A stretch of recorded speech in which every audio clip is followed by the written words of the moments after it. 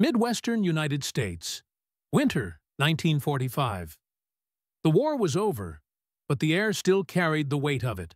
Beyond the barbed wire fences of a U.S. prisoner of war camp, snow drifted across silent fields. Inside the mess hall, American soldiers worked in a haze of rising steam, rolling dough, ladling sauce, and sprinkling shredded cheese. Across the room, a group of German women stood in silence, their gray uniforms stiff from the cold. They watched with guarded eyes as the Americans pulled strange, round pans from hot ovens. The smell, smoky, tangy, foreign, filled the hall.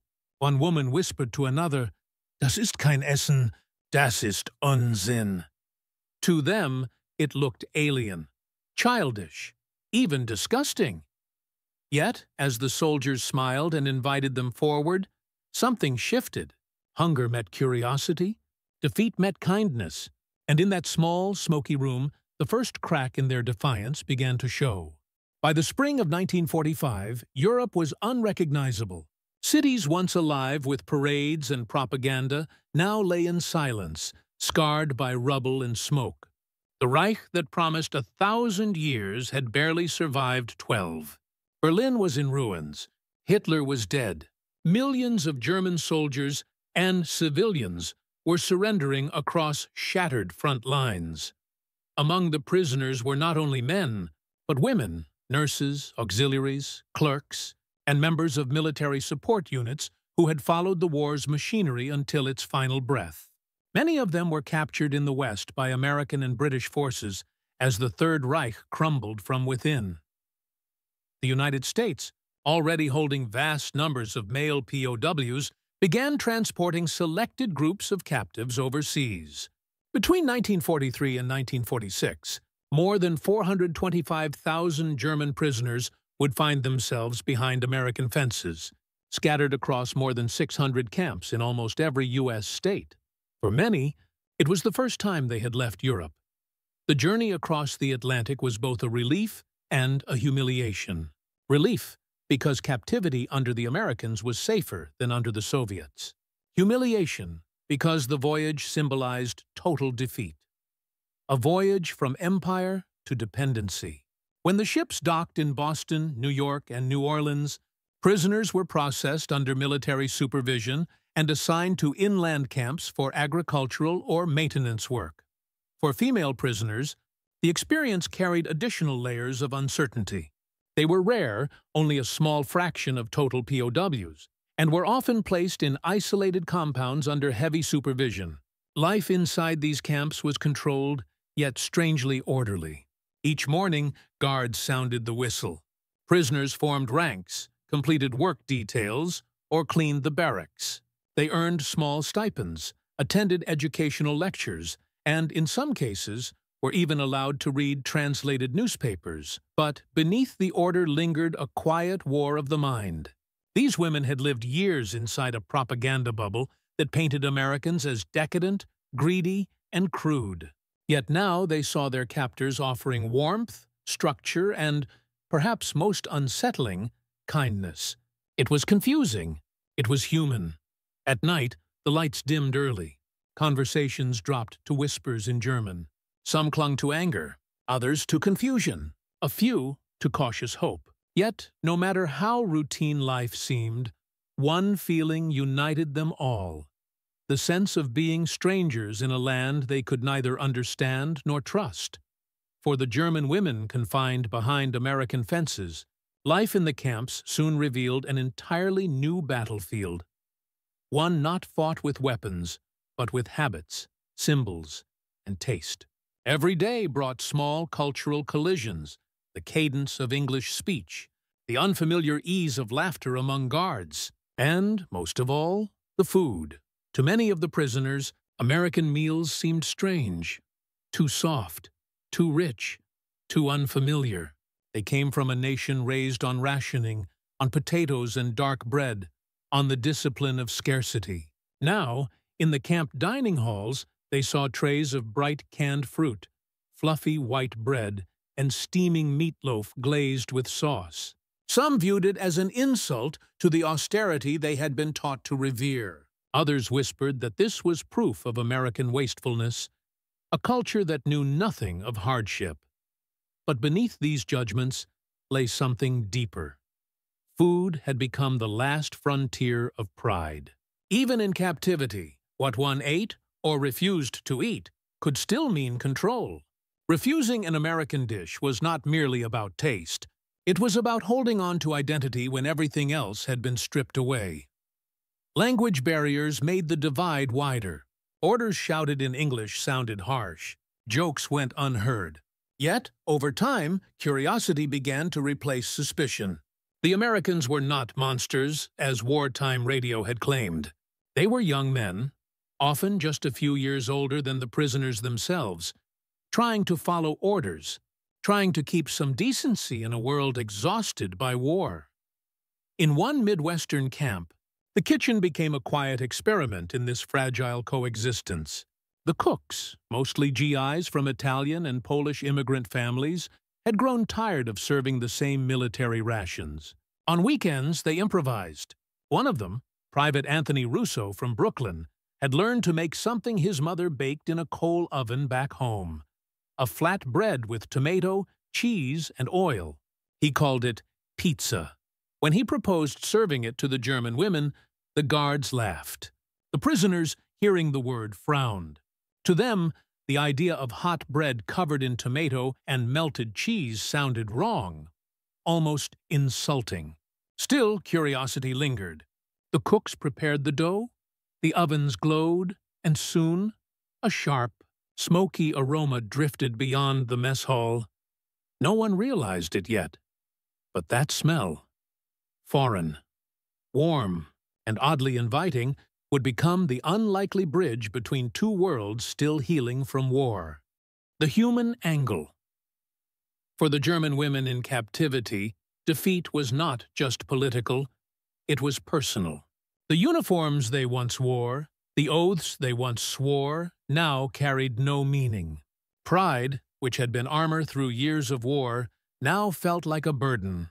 In the camp, every sound, the clanging gates, the rhythmic steps of guards, the hum of an unfamiliar language, reminded them that the world they knew was gone.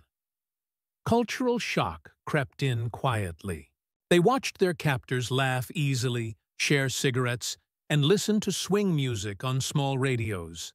To the prisoners, such casual joy seemed almost indecent after the destruction that Europe had endured. And yet, there was something magnetic about it.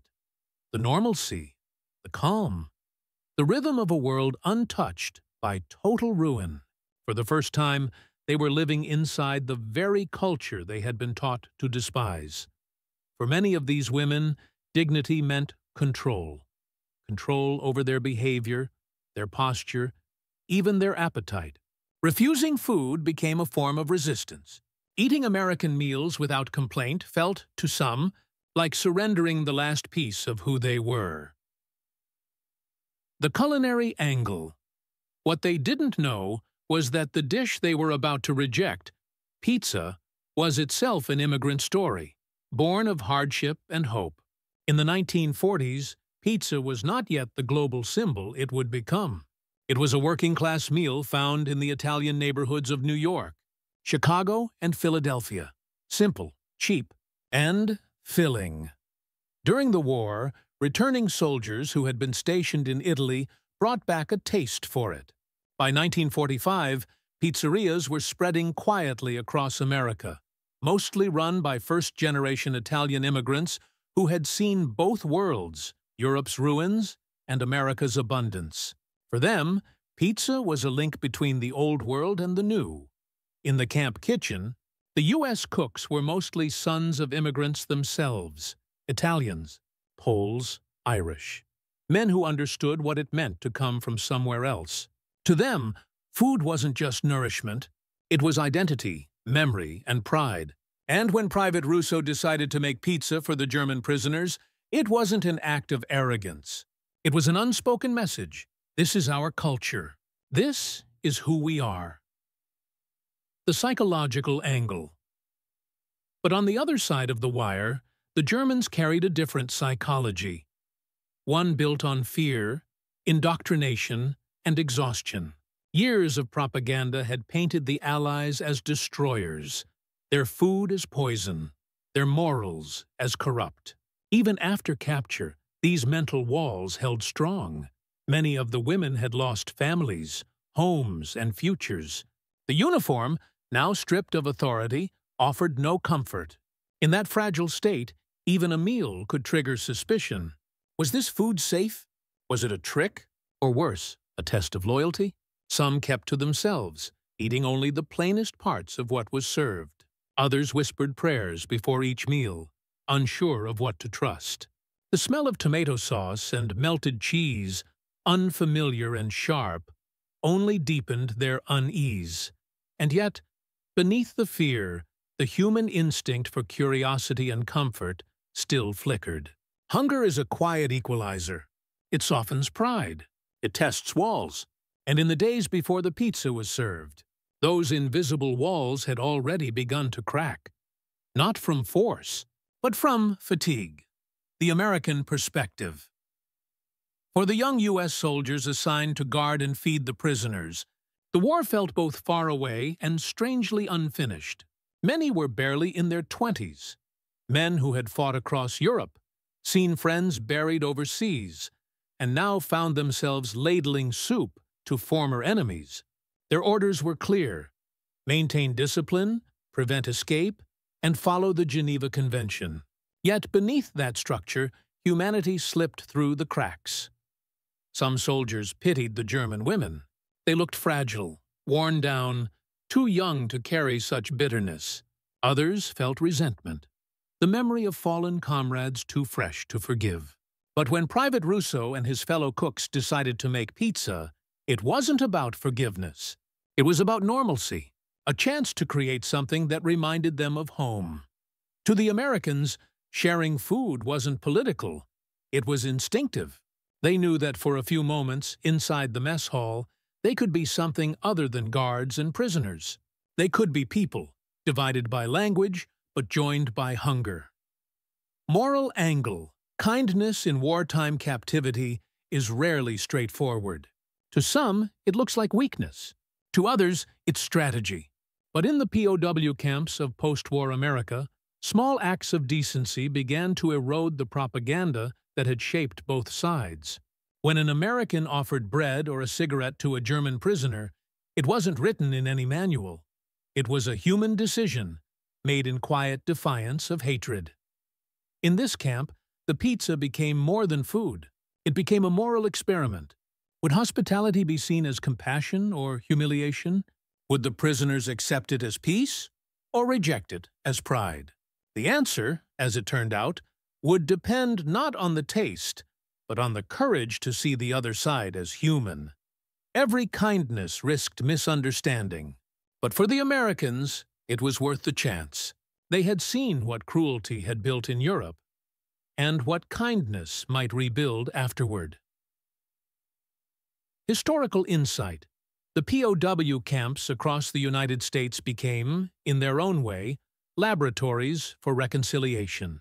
Unlike the brutal treatment seen in some theaters of war, the U.S. camps were guided by a principle that discipline and decency could coexist. The War Department saw these prisoners not merely as captives, but as potential seeds for Germany's future.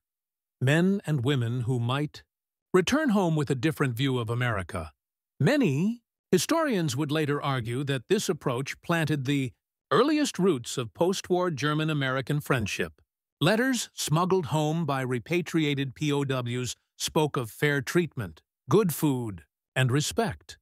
Stories that clashed with Nazi propaganda.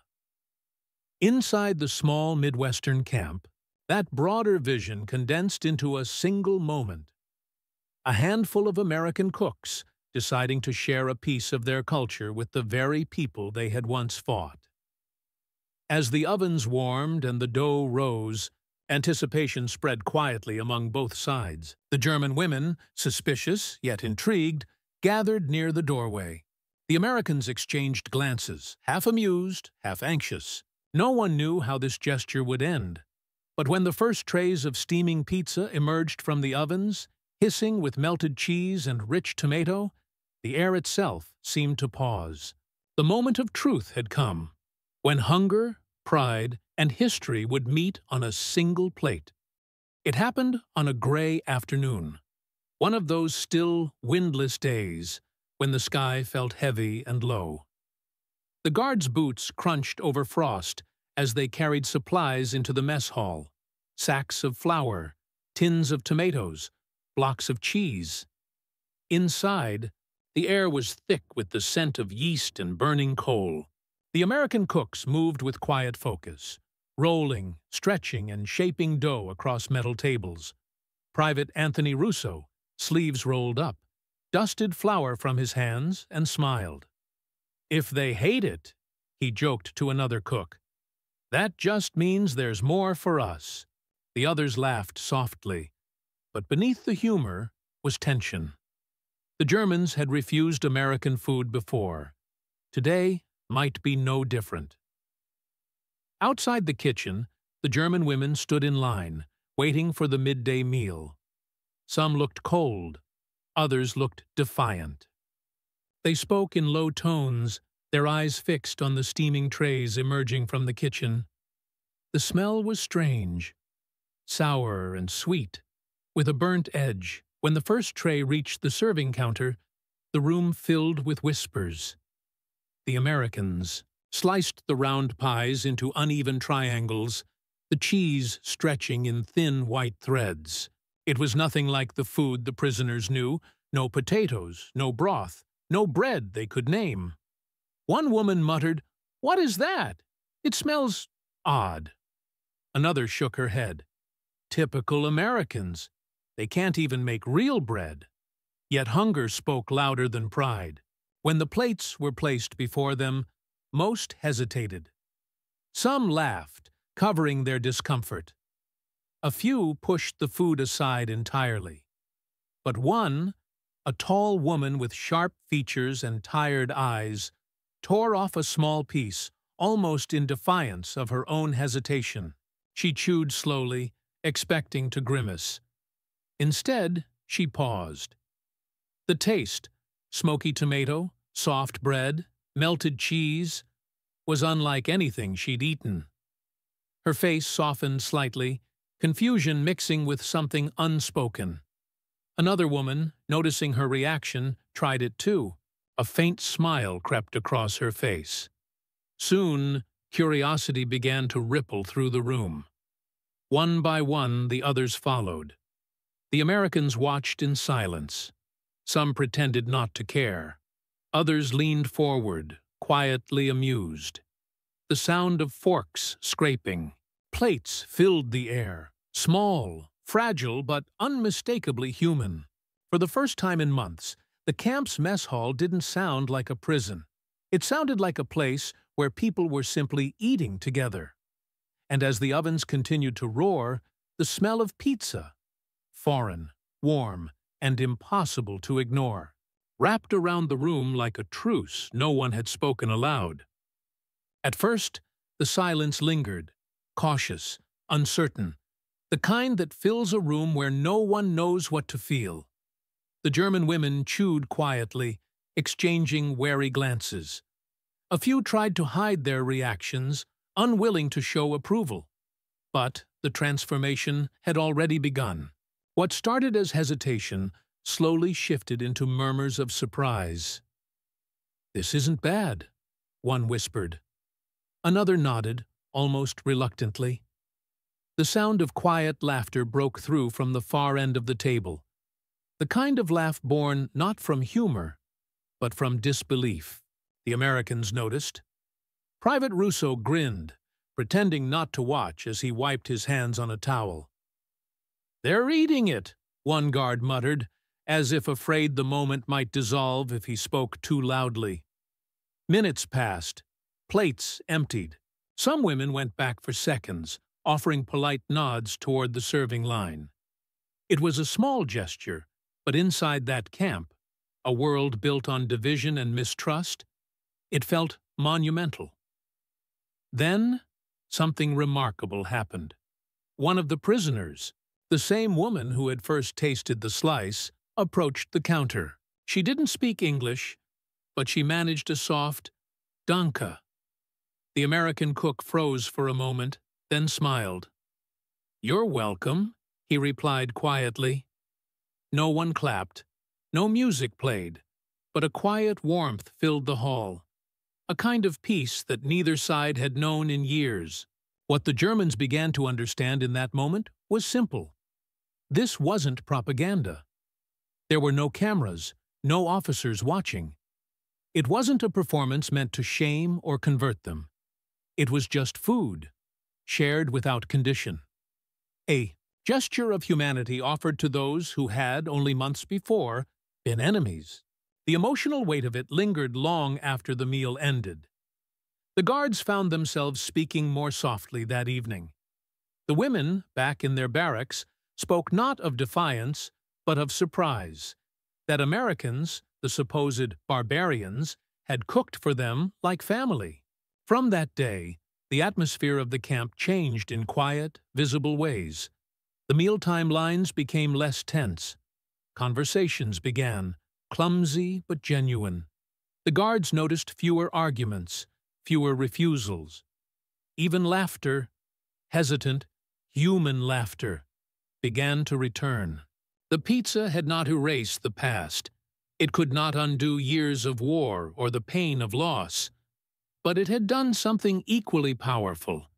It had cracked the wall between captor and captive, allowing a glimpse of understanding to pass through. Weeks that followed, reports from this camp noted improved morale, better cooperation, and fewer disciplinary issues. The War Department saw it as evidence of positive re-education. But for those who lived it, it was much simpler. The memory of one shared meal that changed how they saw each other. And though the ovens cooled and the trays were cleared, the scent of that moment, of dough, smoke, and new beginnings, lingered in the air, long after the war had finally gone quiet. When the war ended and repatriations began, the United States Army faced an unexpected result of its POW policy. The prisoners who returned to Germany were not filled with hatred or vengeance, but with confusion, and, in many cases, reluctant respect.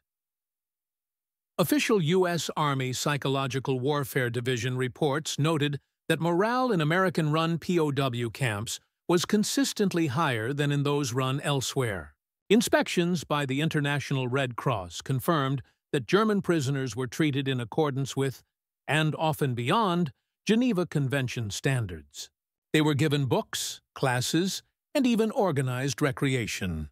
But the most powerful form of re-education wasn't delivered in lectures or propaganda films. It happened in kitchens, fields, and quiet conversations over shared meals. In post-war interviews, several former prisoners, men and women alike, spoke about their experiences with a tone that startled post-war German audiences. "We expected cruelty," one recalled in a 1948 Hamburg newspaper interview. "Instead, we were treated as people. That was harder to accept than hatred." Letters smuggled or mailed home from camps in Iowa, Texas, and Wisconsin carried similar reflections. Many spoke of shock at American abundance, not just in food, but in freedom. They wrote of guards who joked, cooks who shared recipes, and the strange feeling of seeing their enemy smile. A U.S. camp commandant in Illinois wrote in a 1946 report, "Hostility among female prisoners declined notably after cultural interactions through food service and voluntary work. Resistance turned to curiosity." While the military bureaucracy reduced these findings to statistics, their human meaning ran deeper. When the German female prisoners in the Midwest camp were eventually transferred or repatriated, the guards noticed the difference. There were fewer protests. Some of the women left small thank-you notes in broken English. A few asked for the recipe of the dish they had once mocked, the flat bread with tomato. The Americans laughed, but obliged, scribbling rough instructions on scraps of paper. Those papers, carried across the Atlantic in worn suitcases, would become quiet artifacts of transformation.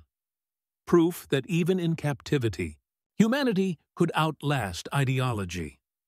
When the transport ships finally left the American coasts, the women watched the shoreline disappear beneath gray Atlantic mist, their hearts heavy with memories they never expected to carry.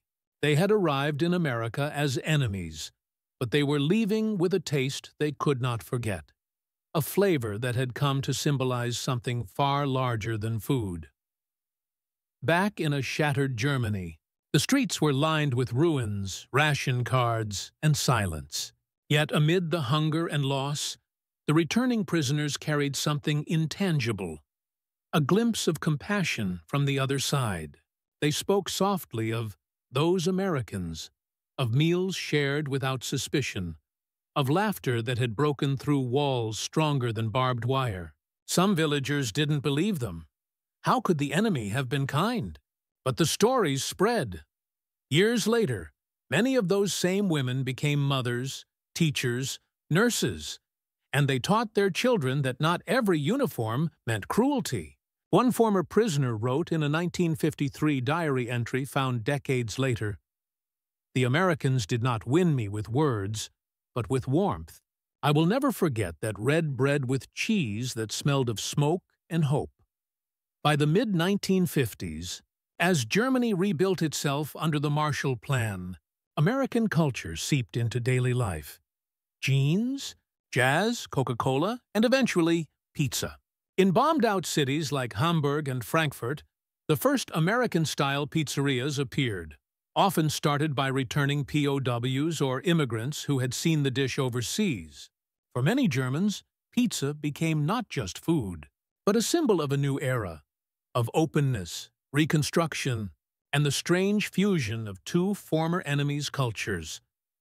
Historians later noted the irony. A dish once mocked in POW camps as peasant food had become a beloved staple of modern Germany. But for those who remembered that day, the day the American cooks offered a gesture of friendship through a simple meal, pizza carried a deeper meaning. It was a reminder that compassion can survive even amid barbed wire, and that the smallest act of humanity can echo across generations. As the post-war years turned into decades, oral histories recorded from surviving prisoners consistently returned to that same moment. The laughter, the hesitation, the first cautious bites. Some of the women admitted that, in that instant, they felt something shift within them. The first step away from hatred, the first step toward understanding. And so, when their children and grandchildren later gathered around pizza tables in a peaceful Europe, used to have few, they unknowingly carried forward that legacy, born not in triumph, but in tenderness. In the end, wars are remembered not only by the treaties that end them, but by the gestures that quietly heal their wounds. In a cold American camp kitchen in 1945, peace did not arrive through speeches or signatures. It arrived through the scent of melting cheese, baked dough, and cautious laughter between strangers who had once faced each other through the barrel of war. Food has always been more than sustenance. It is memory, identity, and sometimes forgiveness. For those German women, that first bite of pizza was a surrender of a different kind. Not of nations, but of mistrust. And, for the young American soldiers who served it, it was a lesson that victory without empathy is hollow. Over time, that simple meal outlasted the barbed wire, the uniforms, and even the politics that created them. It became a story whispered across generations of how humanity can return in the most ordinary of moments. A loaf shared, a meal offered, a silence broken. Long after the camp was dismantled and the women returned to their homeland, the scent of that kitchen lingered, faint but enduring, like an echo of understanding that refused to fade. Somewhere between hunger and hope, between defeat and compassion, the world took a small step toward peace. And it began with something as humble and as miraculous as a slice of pizza.